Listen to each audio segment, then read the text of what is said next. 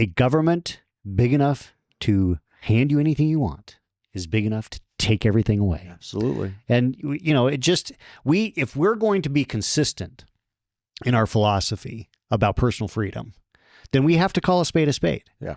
And the Department of Homeland Security was a travesty put upon on the American people by a Republican president and a Republican House and Senate. Yeah, it is an albatross. It was an attempt to along with things done with the national security, NSA, and everything else. I mean, attempt to combine things for better cooperation, collaboration, understanding of the threats, you know, against America. But what it's become is just this massive government overreach. That's the thing. I mean, when the assassination attempt on Trump happened, and I heard stories about part of the reason that they couldn't figure out what to do about this guy was that there was not operability in communications on the radios.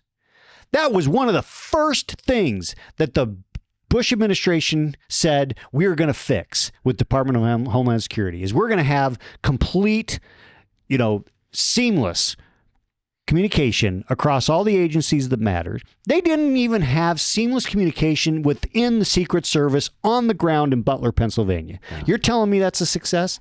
I mean, well, the Secret Service, like I said, is a glaring example of what is not working. It's not working. And it's tragedy. And that's consistent. That's consistent across multiple administrations at this point. What I can't get over, not just Republican. What I can't get over is Obama and then Biden both served as president, both trashed George W. Bush over taking us into pointless wars. Okay, agreed. But they did nothing to undo the Department of Homeland Security creation, which was way worse in the long run than going into doing the wars.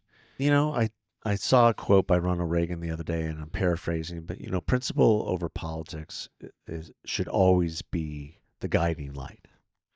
And if you operate under principle, you're going to be doing things for the people. Yeah. But if you operate under what's politically expedient, you're going to do things, you know, for the government, for what's politically right in your mind or the polling or anything else. Right.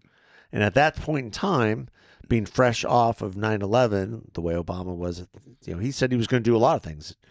You know, Obama's claim to fame is droning 3,800 people, you know, some of which were Americans. And he was very proud of that.